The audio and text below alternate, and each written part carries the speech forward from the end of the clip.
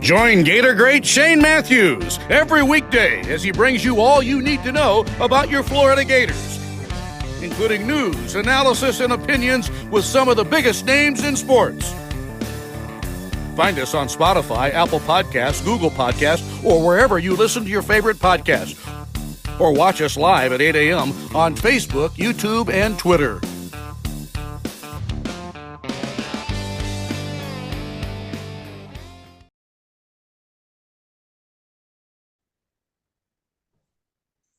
Welcome, folks. It's PodUp with Matthews in the morning. It's a Monday edition.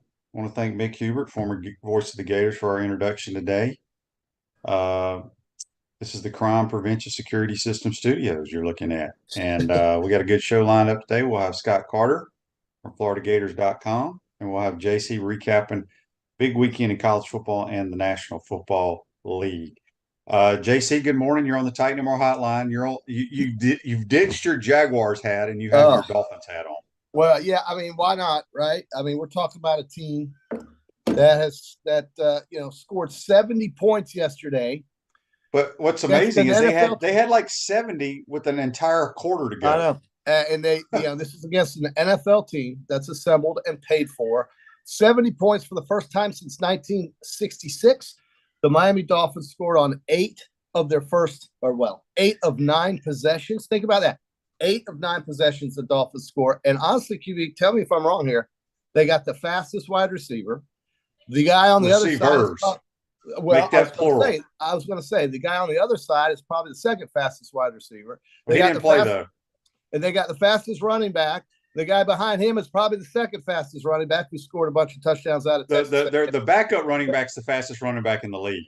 Okay, but Mostert is damn fast. Yeah. And so, I mean, they are just so put together. This Chris Greer, the GM, has done a great job. This is one of the fastest teams I've seen in the NFL ever. It's the fastest team ever in the history of the league. It's gotta be, man. They got track stars catching and running footballs, and it's a quarterback that's healthy. He's not getting hit. He's upright. And he's very accurate. So, Dolphins, I mean, let's face it, them and Buffalo are going to fight it out in the East.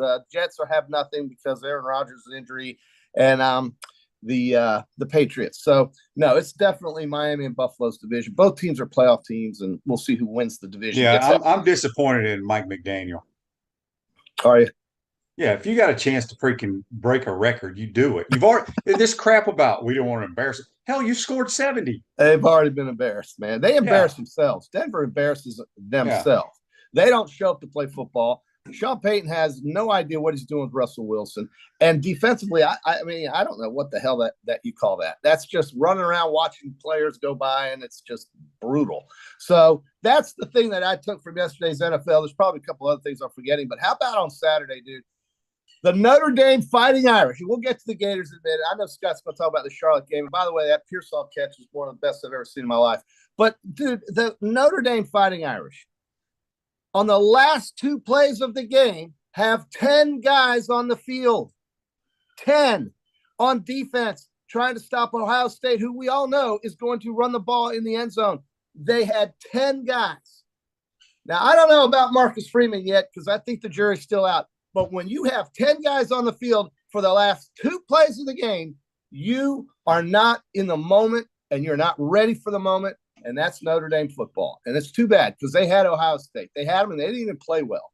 But give the Buckeyes credit, I guess. I mean, Ryan Day took it personally, ran his mouth. He was talking about Lou Holtz and what Lou Holtz said. I don't know what that's all about. You got to see that, Ryan Day, man. I mean, he really gave it to Lou Holtz why does he care what Lou Holtz has to say? Who cares? I mean, but anyway, he gave it to Lou Holtz after the game in the post-game interview on the field after the Buckeyes come away with that win. Florida State Clemson, great game, fun to watch. And I mean, that game, it pisses you off, doesn't it, QB? Well, look, give Florida State credit, but Clemson dominated the football game in every way possible but the score. You know, you're up 7 points, and then you get freaking sack, scoop, score for a touchdown. Yeah. And anyway, Florida State they're a good football team. Give them credit. They have 2 tremendous wins this year. I still don't think they're that great. Well, They're going to score on you, dude. I'm sorry. Those wide receivers are big and they're pro Well, players. they just throw go routes. Go routes. Well, I just can't jump stand balls go work. routes. I don't care if it's jump balls, go routes. Okay, whatever. but let me get the ball in the end zone. Tell me the truth. End Tell me the truth.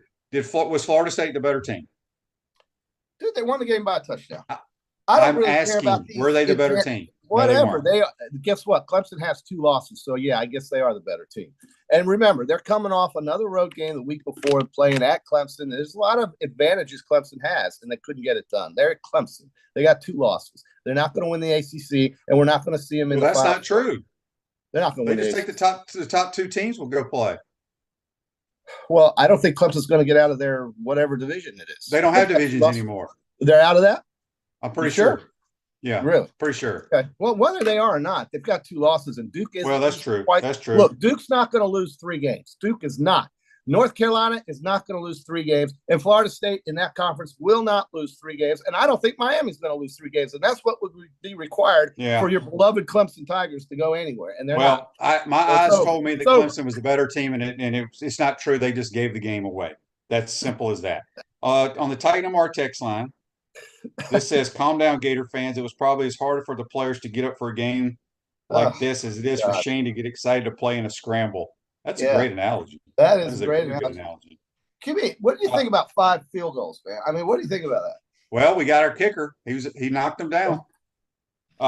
This is 941 here. He says, we had 10 on the field again against Charlotte. What happened to our offense? UK going to be a good test. Look, here's what I like to tell everybody. If we would have blown them out 64-0, everybody be all giddy and crap. Look, every game is different. I get it. First quarter, we played really good football on both sides of the field. First quarter was outstanding. After that, we sputtered around. I honestly don't care because we won the game. That's all that matters. Now you get ready for Kentucky. Again, like everybody says, you go beat Kentucky. Ain't nobody going to give a damn how you sputtered around against Charlotte. It does not matter. It's over with. Move on. That's all I can say. It will be a good game against Kentucky, but I do like the noon kickoff for Florida in terms of not, the environment and so forth. They'll still be excited for Florida. Kentucky fans know what Florida's done to them for 4 decades, but Kentucky's won 3 out of the last 5 times. So they have no fear whatsoever of the Florida Gators. So it's going to be a good game. It's going to be a really good game. Daryl in the Titan MR text line says, good morning, guys. I don't think the HBC would have approved of the Charlotte's coach's attire on the sideline this past Saturday. By the way, he was a player at Duke when Coach was the OC at Duke. I saw him in pregame warm-up talking to Billy on the Gator head while teams were stretching. And I was like, all right, this dude's going to go in and change clothes. No, he didn't. It's unbelievable. It was unbelievable. Hey, look, we got a sitting U.S. senator from Pennsylvania that shows up into the Senate in a sweatsuit. Okay, I mean that's just the truth. I mean, there he is, John Fetterman, Pennsylvania, walks in, looks like he just literally got off the highway. So, at any rate, yeah, there were some good games. What else did you take from the weekend? I thought Alabama answered their challenge pretty well in the second half. Their defense locked down Leno and Mississippi, locked them down. And, Milroe, for his part, I mean, he won the game, threw a couple touchdowns, and they're off and running to Mississippi State. And then I thought we saw what happened to Colorado. That was not a surprise. Not a surprise at all. Not a surprise. Not a surprise, folks. It was not. And I thought Arkansas had LSU right where they wanted them, but LSU hung on. It's as an 18-point favorite, barely winning that game at home. I think LSU is overrated. I've said this since the beginning of the season, and I would not be surprised if they had a lot of trouble at Oxford this weekend. Lane better win a big game, QB. We talked about this. He doesn't win any big game. What's the biggest game he's ever won? Yeah, beat Mississippi State, won the Egg Bowl. That's it. Yeah. He's not going to win because they can't play defense, and he does dumb stuff during the game. I think they would have won the Sugar Bowl if Corral doesn't get hurt. I do. I think they would have had a chance to win that game, but Matt Corral got hurt. But I mean, it was. Do you really consider the Sugar Bowl? I mean, Sugar Bowl's a Sugar Bowl. They had 60,000 fans there, dude. I understand that, but you win it, you don't go anywhere. You lose it, you don't go any. I mean, it's a reward.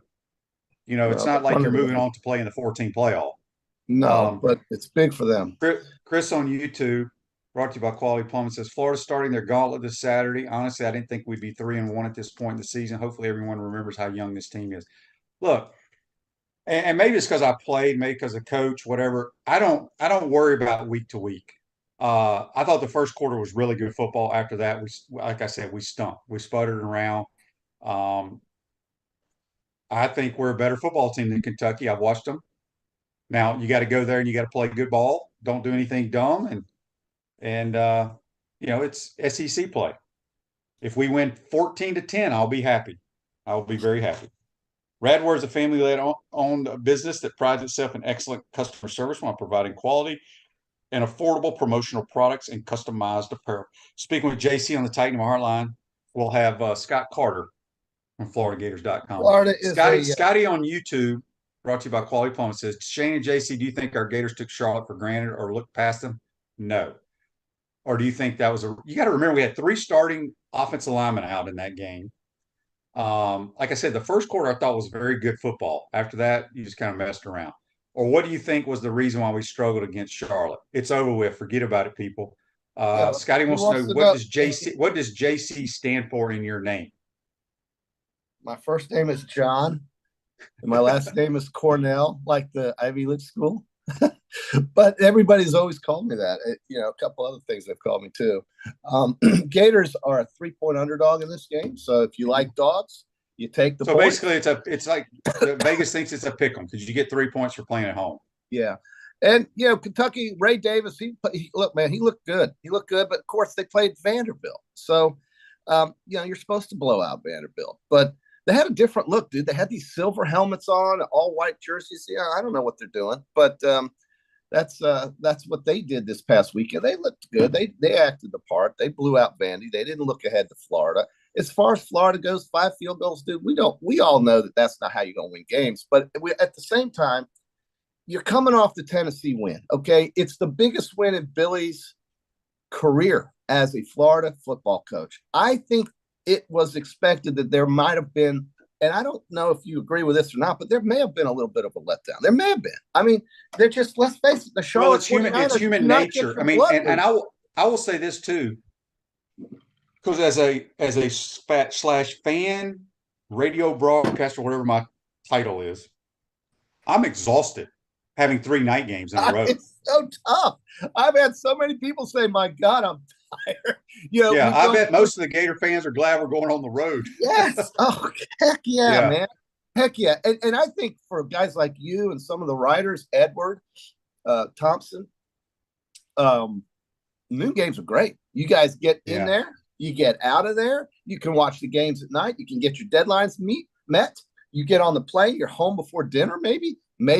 So look, I'm thinking that the noon kickoff really works well for Florida, but that could be just complete hogwash. I don't know, but it's gonna be a physical game. It's gonna be a good football game, good SEC matchup. I'm thinking we're gonna learn more about our team this weekend. This is just a learning thing. Another big, So and then after that, well, I don't want to look ahead. We won't do that. Never mind. So you just got to go beat Kentucky, which we're a better team than they are. Greg says, where did the misinformation from the orange uniforms come from? Twitter. Yeah, Twitter. Dude. Can't believe everything you read. I even believed it. Well, you told me that, and I couldn't believe that that's what they were going to look like. I could have sworn it was like on the football their Twitter feed, but maybe it wasn't. Maybe it was on a fake one. I don't know. Yeah, that didn't. All right, I'm glad it didn't happen. Frankly, let me get to some of these Facebook lives. Joseph says, I don't think it's wrong for fans to want to see more intensity out of Billy. You can't look so good one week and so bad the next. Well, Alabama's done it. They're pretty damn good. I mean, it's football. Colorado looked great, then got blasted. Lanny says, Shane, listen to you for the first time in your broadcast. Maybe it was bad luck. Side note, you don't remember, but I flew with you from Miami to Gainesville 20 plus years ago. Why was it bad luck? We won the game. We appreciate you listening. How about that memory, dude? You must have made quite an impression on him 20 years ago. There's no question. Tony says, amen. If we didn't have a long home game attendance streak, we would have skipped 3 night games in a row, and we don't even spend all day tailgame. Yeah, Tony, I'm exhausted. Well, Yeah. I'm probably tired because I played golf Friday, Saturday, Sunday as well. Yeah. I think that had something to do with it there, QB. Not to Yeah. mention is, you make your typical pregame stops before you go to work.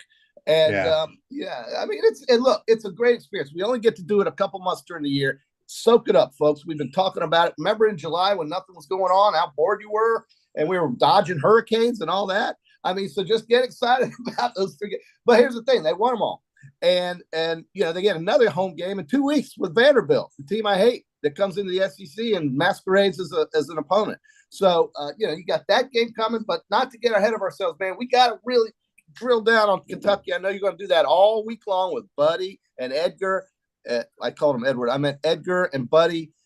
Everybody's going to be talking about Kentucky. Kentucky is the only thing. It's like that lawyer in My Cousin Vinny. Here's the thing. Everybody talks about. Look, this is what SEC football is all about, and at a major Power 5 program. Yeah. Everybody talks about how big the Tennessee game was. No, well, the Kentucky game's bigger than that game now. Well, right now because it's the next one, and if you lose the Kentucky game, now you're behind them by you got to hope for a 2-game flip. Yep. Hope they lose twice, and that's hard. On the Titan MR text line, Tommy in Gainesville says, Good. Isn't it a penalty for delay a game to call a timeout when your team is out of timeouts? I thought it was. Apparently not. That's only in basketball. I think you get a technical foul. I think that's right. Also, what do your eyes tell you about FSU? Are they legit, or do they beat a mediocre Clemson? I don't think Clemson's very good, but Clemson beat the crap out of them and dominated the game. The one turnover turned it. FSU's a good team, but I don't think they're not going to lose. The only team that has a chance of beating them now before they play us is Miami. They're Duke. Don't discount the Duke Blue Devils. Do not. Okay, they got 2 NFL safeties. They're going to lock up with those 2 wide receivers that FSU has. They play physical. Mike Elko is excellent. Their quarterback is just as good. Just remember Duke. Okay, I'm just saying. Duke is for real. They are a really good team. That Knowles do not play North Carolina unless they play them in the championship game. That helps too. Dan says on TV it looked like a lot of fans left after it won't back down. Yeah, they usually do that. All right, JC here on 941 on the Titan MR text line wants to know, what do you think of the Jags being manhandled the way they were yesterday? Yeah, extremely disappointed 2-game. Are you getting rid of your tickets? Are you selling your tickets now? I did. I sold the Houston tickets because I couldn't make it. Glad I was able to get a little money for that. But the idea of losing to the Houston Texans and making C.J. Stroud look like Warren Moon is not what you want to present. And you tell me how this happens, QB. You kick the ball off in the National Football League. They fumble around with the football, trying to pick it up, and still run it back 80 yards. It was a fullback that did it too, and it was a big, slow, hefty. You want me to tell you what it's called? Doing your assignment. All kickoff team is just like playing defense. Everybody has a gap control. They have an area of the field.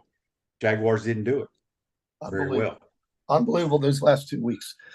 Didn't score a touchdown against Kansas City. Had it 1st and goal. Couldn't score.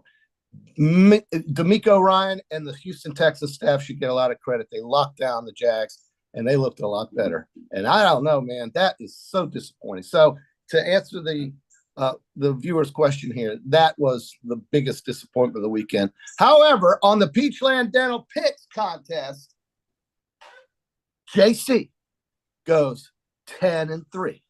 10-3. My only losses were the Saints. They should have won. Iowa, bad pick. And Vandy, really bad pick. Why did the Saints not cover? They were underdog.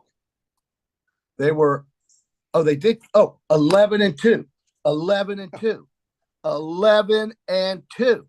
Very good, QB. -1.5. Yes. Let's fix that. QB, on the other hand, now goes 8-5. I had the Saints too. 8-5, yes. So that changes you to 8-5, bringing your total to 19-22. Nice little rebound. JC is 25-16. Woo! All right. Get your money ready. Get your money ready. 11-2. 11-2.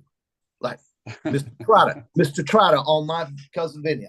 11-2. Gene wants to know about one of your other 1,000 teams on Facebook Live here, brought to you by Mel Law. How about them Cowboys? Okay, so if you had told me that 3 guys on the offensive line weren't playing, and of course we all know Oh, don't give me that garbage. Dude, Gators didn't have 3 offensive linemen. They beat damn Charlotte. I know, but look, they're banged up. Arizona took it to them. That's Mike McCarthy, though, isn't it? I mean, he just breaks your heart at the very least expected time. That's a bad loss. Another bad loss in the NFL, dude. Denver, Jacksonville, Dallas. Those are your 3 big disappointments in the National Football League. And Cincinnati tonight could be the 4th. All right, we're going to pick those in just a second. This is a good text here on the Titan Mar text line from Rob. He says, Shane, it's hard to tell on TV. Do we have a sufficient level of sophistication or creativity in our wide receiver routes? At times, there's 2 or 3 plays that I would love to install that are high percentage, good pass plays that would really give our opponents that I've seen problems. A wheel route? We don't.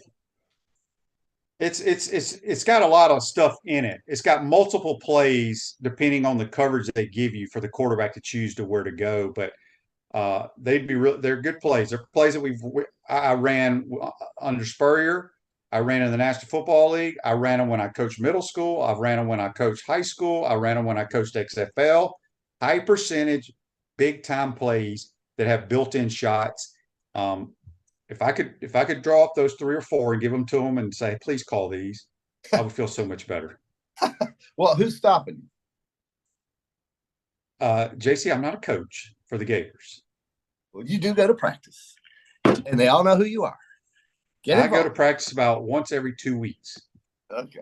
Well, I hear you. I mean, you can watch that offense and say, man, I wish I had done this. I wish I had done that. We're getting to learn what this is, and it's a run first. Well, we've known that. I mean, he ain't changing. Gene wants to know, QB, where do you rank Ricky Pearsall's catch? It's the greatest catch I've ever seen in my life. Not like that. And then he got not only did he just catch it like this, JC, he got freaking clobbered. Right, into traffic, man. It's the greatest catch I've ever seen. Well, listen, I think Florida, and we talk about this last question that was asked, the wide receivers and the sophistication of the routes and their formations and so forth.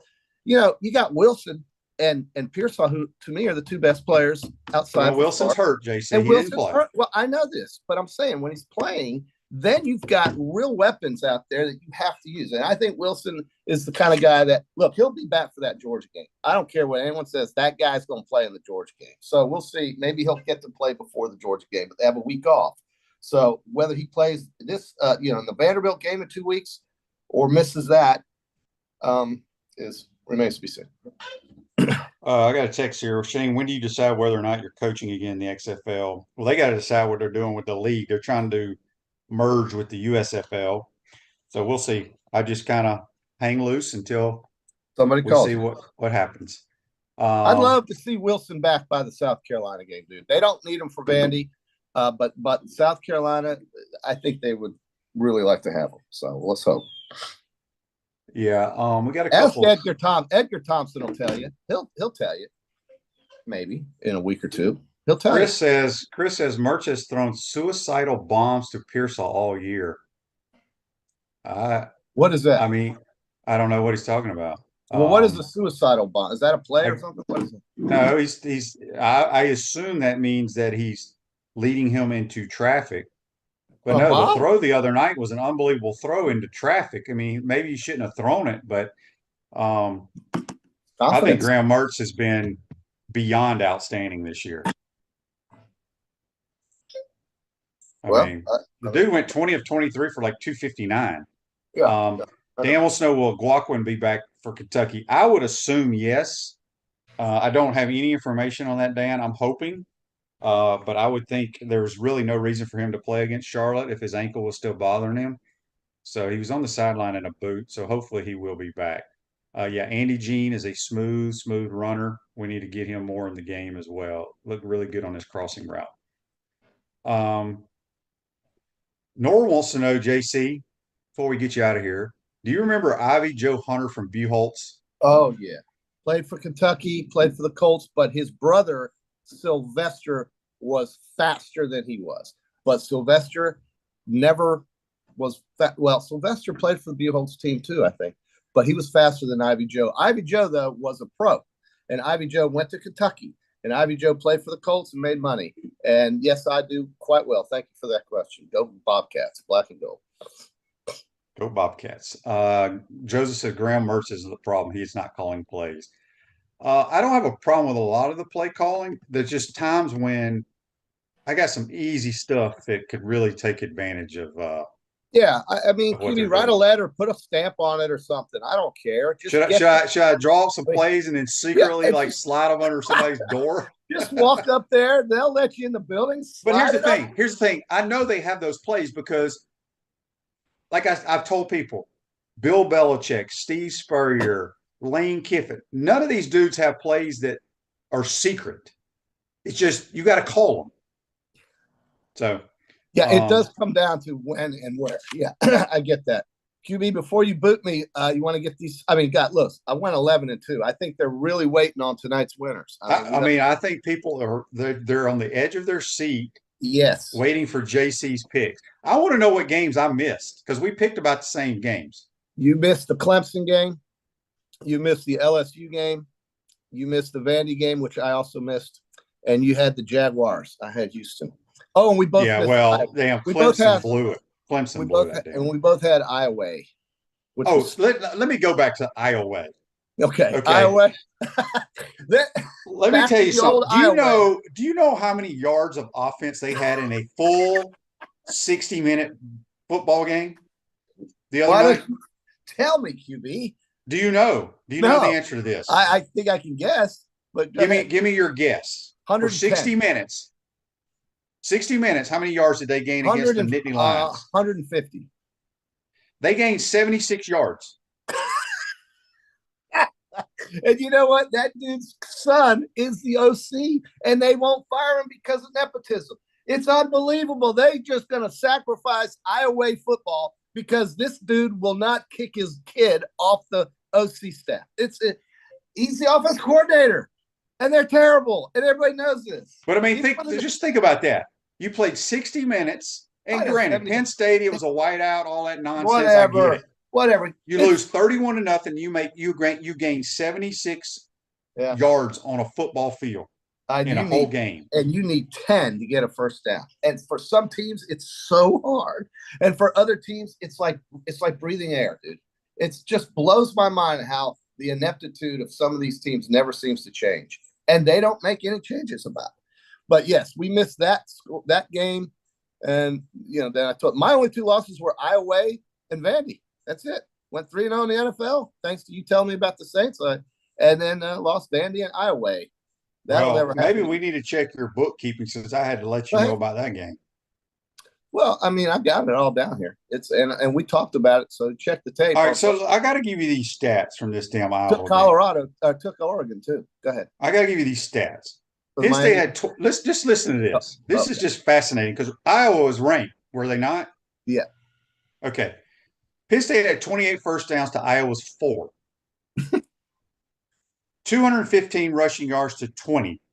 Oh my God. 182 yards passing to 56. Total yardage 397 to 76. It's just embarrassingly sad. I mean, the poor fan base. Their quarterback, Cade McNamara, who's the transfer from Michigan, went 5 of 14 for 42 yards. That's just baffling to me. But see, the coaches don't put them in the right positions to succeed. It's a shame. I don't blame the kids as much as the idiots running the show, and they are bad. Well, like I said, why anybody in the world, if you're being recruited and you play quarterback, and would go there, you would go to Iowa or Wisconsin, just blows my mind. Well, no, I think that's a little different. I think that guy in Wisconsin's getting it together. Well, I'm talking about in the past. Okay, that's true. But right now, I'm much higher on Wisconsin and their prospects than I am of Iowa. But I'll tell you who else I'm high on, and you'll see the hat on Wednesday, and that would be the Washington State Cougars. And I tell let me tell you something. The best team that I've seen this year are the Washington Huskies. Oh, yeah, they're good. They're good. They're good. Quarterback play is so important in football. All right, tonight we've got the Eagles at Tampa plus 5.5. And that game, it could be rainy down there in Tampa tonight. I like the Bucks getting the 5.5. I think they could score on Philly. I do too. This is the Peachland Dental Monday night picks. Gator Nation's #1 choice for dentistry in Port Charlotte surrounding areas. Visit them at peachlanddental.com. Yeah, All right. the Eagles are nowhere near the team they were last year. Tim, I know Mertz is from Wisconsin, and that's why I give him crap all the time. I like, why in the hell did you go to Wisconsin, son? Yeah, yeah. And then we've got, Luke Fickle's going to get it together at Wisconsin. He's already started. They looked really good the other night. Rams at Cincinnati. The Bengals are 0-2. They better turn it around tonight. The Rams are 1-1, but the Rams are catching 2. What do you like there? You like the Bengals? I'm gonna take my Rams just because I think Stafford's. Well, really I like the Rams tonight too. You do? You like the Rams? Yeah, Bengals are struggling. I want to answer this right here because Joseph, I love Joseph's questions. He says, QB, we had the #1 wide receiver in America at the Swamp on Saturday night. Yeah. Would you not want to put on a better show? Come on, man. Look, here's the thing, folks. Like I tell y'all, if you like politics and all that nonsense, you can only do one thing, and that's vote. You can bitch and complain all you want, but you can't do nothing but vote. Okay, we can bitch and complain all we want. Billy's gonna call the plays. He's just looking for your reaction. That's all. No, I'm with you. I love to throw the football, but that's not his philosophy. Yeah, people have philosophy, just like Lane Kiffin does dumb crap. It ain't gonna change, right? I mean, sure, I see it, but you don't want to get in a position where you have to throw the football if you haven't done it when you could have done it. That's the only thing I think that concerns Gator fans. But we'll find out a lot on Saturday, and I think they will throw it 25 times against Kentucky. I do. Oh, well, throwing it. I mean, like I told you, I think the quarterback and the wide receivers are excellent on this. 25 times. 25 is my number. I think we need to throw it more. They may throw it more. So I mean, you're going to see that. And listen, sometimes these coaches just they put stuff in the barn and they don't show it on film before these games. I don't know. Is that true? I think I've heard that. All right, I didn't know Scott's waiting, JC. So we're going to get somebody that doesn't blabber like we do. That's JC. Join us on the Titan Hotline. We'll talk to him on Wednesday. We're going to take a quick timeout. Get to Scott Carter from FloridaGators.com. Okay. We want to take this moment to thank our sponsors who keep the show going and pay the bills. Our premium sponsors are Crime Prevention Security Systems, large enough to serve you, small enough to care. Titan MRI, Gainesville's only locally owned and operated MRI facility. Meldon Law, the only official injury and accident law attorneys of the Florida Gators. Peachland Dental, Gator Nation's first choice for dentistry in Port Charlotte. QC Kinetics, live pain-free with QC Kinetics. Campus USA, put some star power to work in your financial life with Campus USA Credit Union. Dave & Buster's, eat, drink, play, watch. Our gridiron sponsors are Auto ER, UF Bookstores, Silverback Concrete, Ruse Ogre State Farm Insurance, Radware, F45, Quality Plumbing. Our touchdown sponsors are Adams Ribs, Gator Dominoes, Celebrate Primary Care, Gator Bait Media, Okido America, Style Cuts, Ironwood Golf Course, Big Mills Cheesesteak, McDonald's of Gainesville, 84 Lumber, Dowling Signs, Baker's Sporting Goods, Silver Q Billiards and Sports Bar. If you're interested in promoting your business on the show, call Freddie at 352-284-3733. If you like what we're doing here, make sure to follow us and support the businesses that support us. Attention all Gator fans, Meldon Law is giving away a chance to experience the Florida-Georgia game like never before. 2-night stay at the Hilton on the River, dinner at Ruth Chris Steakhouse, 2 premium tickets to the game, and a football signed by Coach Billy Napier, and much more. Go to the Meldon Law Facebook page and look for the VIP experience for 2. Good luck and go Gators!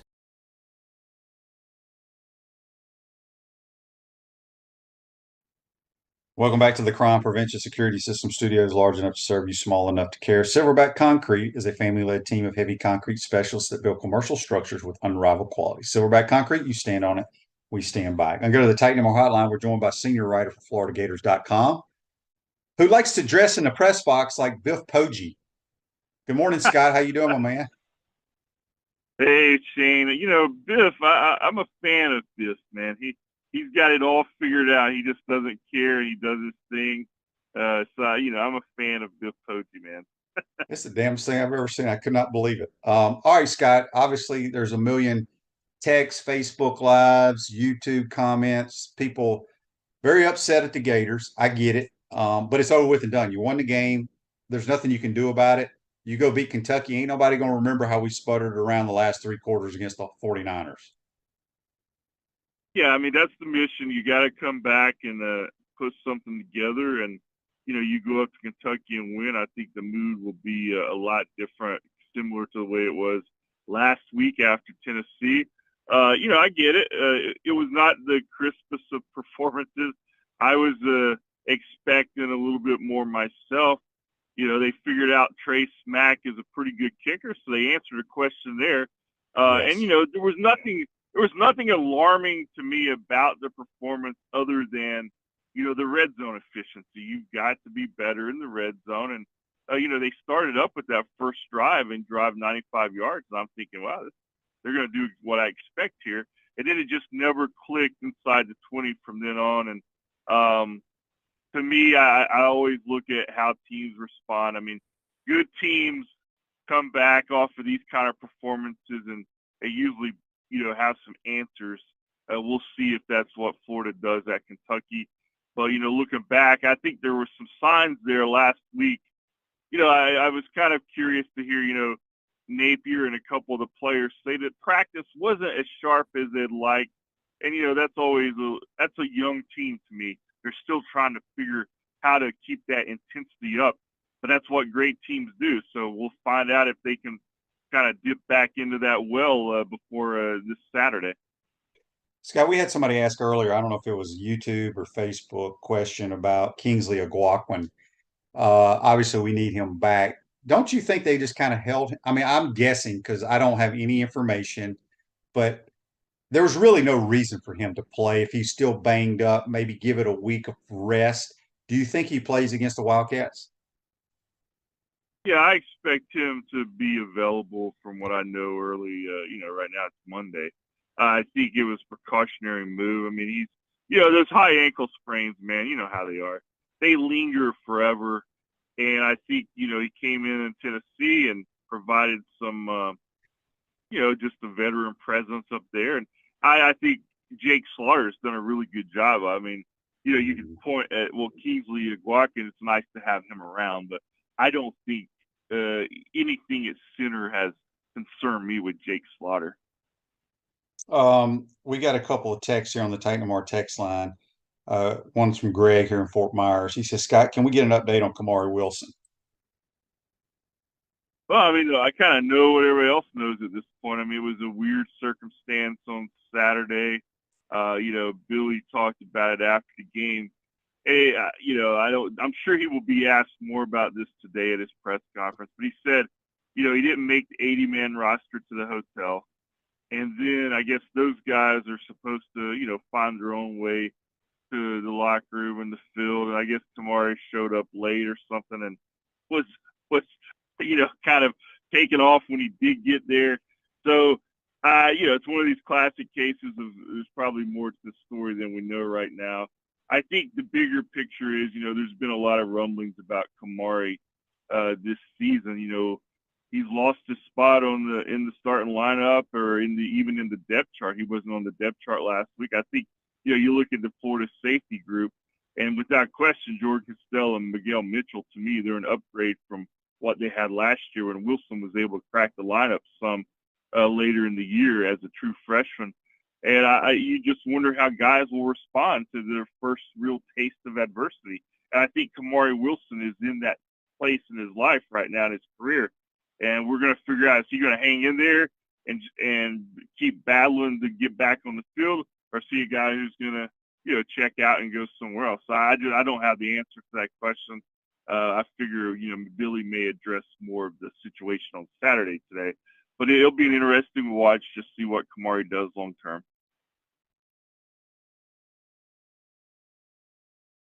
There?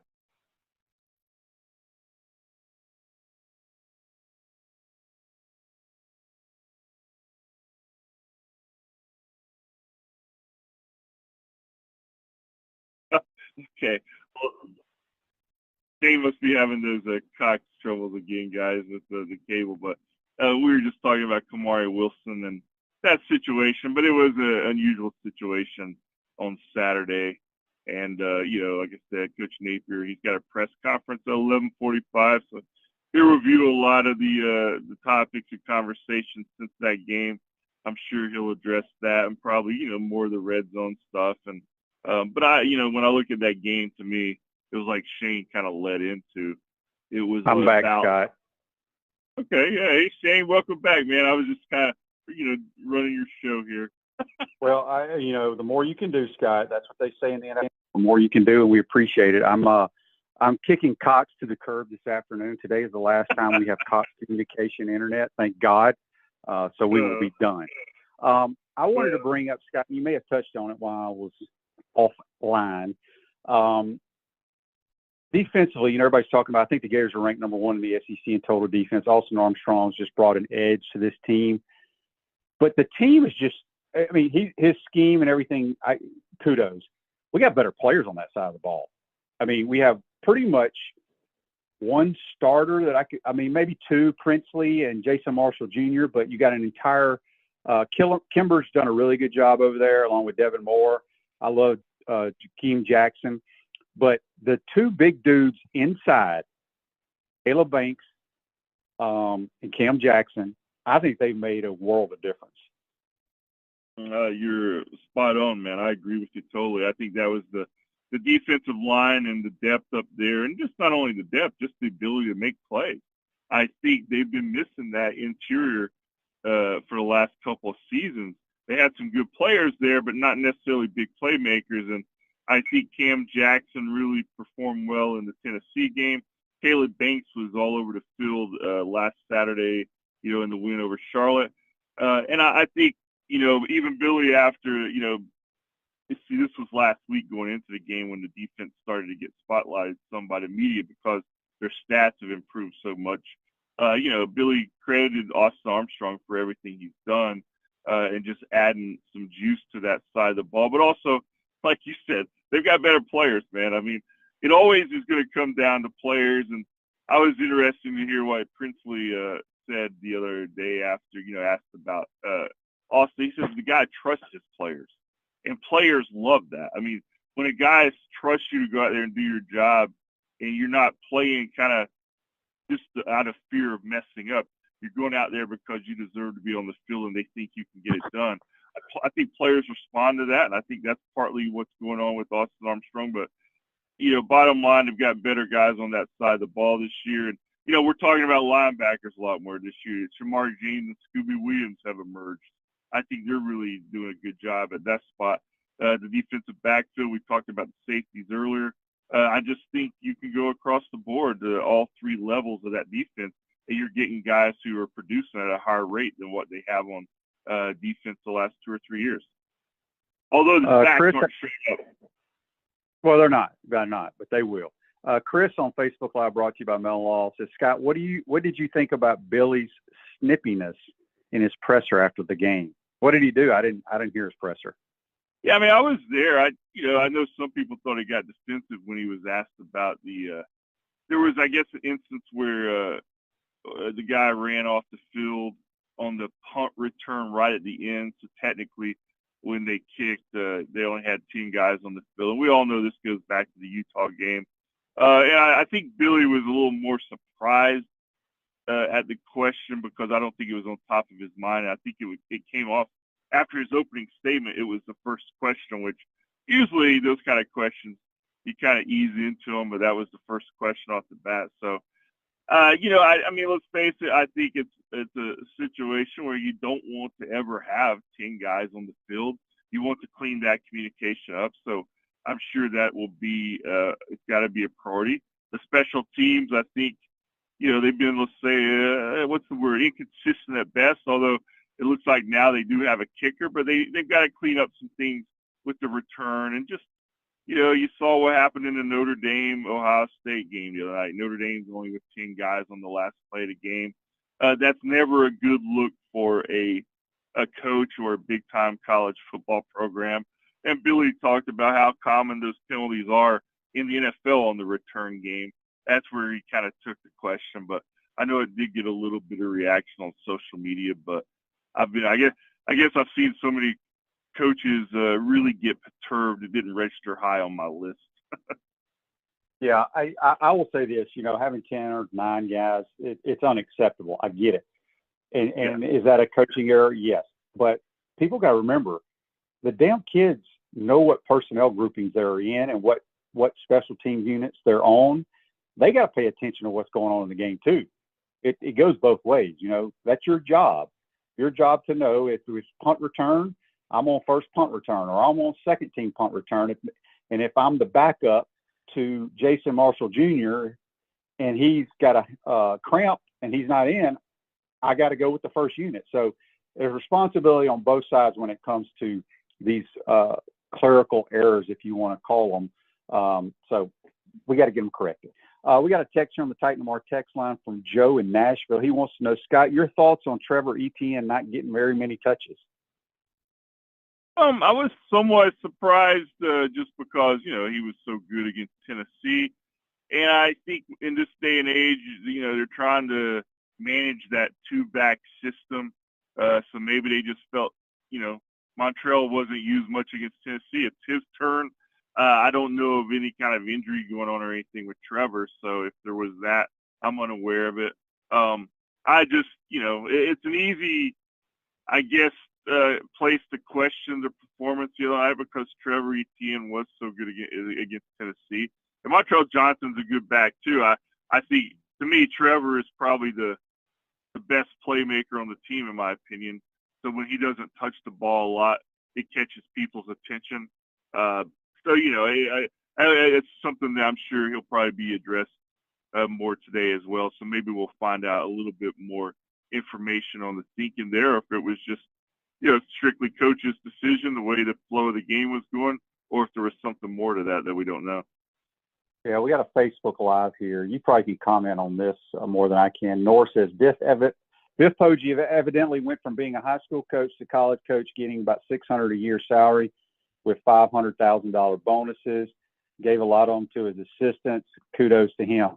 Yes, he was a high school coach, went and coached with Harbaugh, but Biff probably has more money than he's made so much money being a what kind of investment banker he was?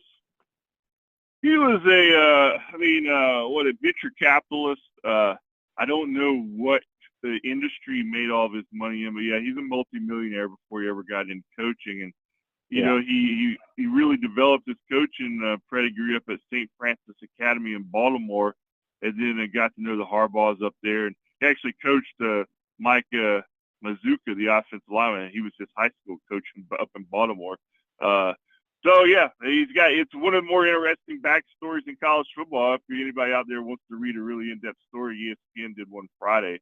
It was pretty interesting. You learn a lot about the guy, but he is certainly unique. And I'm a sucker for old school kind of coaches, Shane. I mean, all these guys, they almost seem they're all cut out of the same book these days. So when one comes along like Biff Poggi, man, I love the guy. Yeah, it was. I was shocked when he came out of that tunnel where I saw what he was wearing in pregame warmup. And I was like, that dude's going to wear that outfit on the sideline. It's crazy. That's his look, and they're selling those shirts up in Charlotte. They're hot, man. That's so funny. Another text on the Titan Amara hotline from George. He says, Scott, just your comments on how Graham Mertz has played this year, in your opinion. I think Graham Mertz has been excellent. I mean, if you look at his completion percentage, it's unbelievable right now where they are. I mean, it's very efficient what they're asking him to do. If there's a criticism, the big plays have been lacking there some, but I don't really necessarily they haven't taken a lot of shots down the field. In the red zone the other night, there were a couple instances where I thought maybe he could got rid of the ball or something, but I think, from what you look at the big picture where Florida is right now, I think the quarterback play has been in pretty good hands with Graham Mertz through the first 4 games. So if he can continue to do what he's doing and, evolve in the passing game, developing a little better rhythm with some of these young receivers and let Etienne and Johnson do their thing, I think it's all going to go back to the offensive line. I mean, these guys it's a transition unit with some of the injuries and suspensions. If they can get all those guys together and cohesive for a few games in a row, I think that's going to help everything. But so far through 4 games, again, I think Graham Mertz has done an excellent job. Yeah, I agree. This is a good question on Facebook Live, and we'll get you out of here after this one, Scott. Dan asks, what about the team chemistry this year versus last year? I mean, I think it's a lot better. Before I even go on this much, you hear this every year.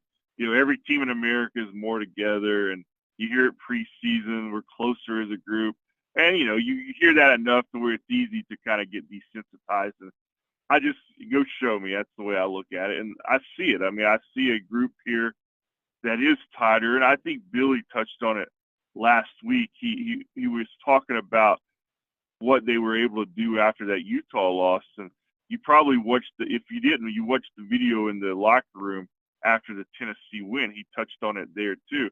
He says, "Look, guys, after that Utah loss, it didn't go the way anybody wanted, but I didn't hear one of you guys point the finger. None of you guys came to me and started complaining about this group or that group." And that's what good teams are able to do. That they stay tight even when things kind of are messy, on the outside. And it was certainly messy after that Utah loss, and they've won 3 in a row since then. So I think they've answered that bell in regards to, are they a closer team? Because we've seen it really, unfortunately, a couple of years in recent years. You've seen that team unity kind of the thread unravel late in the year, under Mullen, and just that's the way it went. And I think they've worked on that. Last year wasn't great, but I think it was better than the year before. I think this year's better than last year. So we'll see what that means as the season gets tougher here, because that's when you're really tested on that level.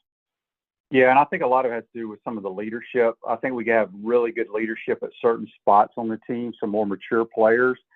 And, it's going to be interesting to see what they decide to do with Kamari Wilson, because that's the kind of what happened Saturday, or supposedly happened Saturday. It's one of those deals where they may not ask him to come back. I'm just guessing, because you can't have a so-called cancer or a person disrupting the chemistry on your team because he's not happy with his situation. That's just me speaking out loud. I've been around teams that have those type of players, and you just don't want them around. And we'll see what happens there. John says he was disappointed that we couldn't get other QBs in the game. We didn't get hardly any backups in the game, but it's fine. Just win the game. That's all that matters. I'm not worried about the backup quarterback. I want to, all our starters stay healthy and go play and win games. Scott, we appreciate you joining the program, and we'll see you this weekend in Lexington, my man. All right, Shane, you have a good one, bud. All right, that's Scott Carter, one of the best for FloridaGators.com. Join us on the Titan No More hotline. Really appreciate him joining the program. Rues-Ogre State Farm offers a team of dedicated insurance professionals ready to help life go right with the right insurance options for you and your family. Visit ogreinsurance.com. Give them a call at 352-240-1779. Greg, Miller's healthy. He's the backup. Let's get to This Day in Sports, brought to you by Campus USA Credit Union. Put some star power to work in your financial life with Campus USA Credit Union. 2022, at the President's Cup at Quail Hollow in Charlotte, North Carolina, the U.S. wins the final day singles for a convincing 17.5 to 12.5 victory over the international team. That's the 9th straight American victory. And I want to say the Ryder Cup is this week or next week. So it's right around the corner. So it should be a lot of fun. I don't like how they play the Ryder Cup during football season, but it is what it is. I prefer to watch football. I didn't get to watch as much college football this weekend as I wanted. Some really good games, though, and still can't believe Clemson let that game get away. They dominated the game, but give the semis. I mean, the semis have the 2 best wins, probably beating LSU and Clemson. But I think the best team that my eyes have seen, and I haven't watched them a lot, I think the Washington Huskies. I'd put them number 1 if I was voting right now. Michael Penix is outstanding. They're explosive. Another interesting game this week is USC goes and plays in Boulder against Colorado. I think USC will win the game. I think Colorado will score some points because USC is still having some troubles defensively. But it was not surprised at all what happened in Eugene, Oregon. Colorado is several years away from competing against the regulars in the Pac-12. All right, before we get out of here, Joe says, Shane, why can't we score more points in the second half? Last 2 games, only 9 points and no touchdown. Great question. Got to execute and get it done. That's simple as that. I don't know what else to say. And, you know, if we come back and throw a couple balls deep down the field, may hit them, may not. And now you're behind the chain. So, look, this team is going to win 8 or 9 games. I'm still convinced of that. It may not be the way that we all like it, but I think they're good enough to do that. And I'm sticking to it. Big game in Kentucky, though. You know, people talk about it as the biggest game in Billy Naples. I think this game is bigger because you got to win it. You win it, you're staying in the hunt for the SEC East. So, hope you all enjoyed today's program. Again, thanks to Scott Carter and JC for joining us on the Titan Tomorrow Highline. Have a great day. We'll see you tomorrow. Take care.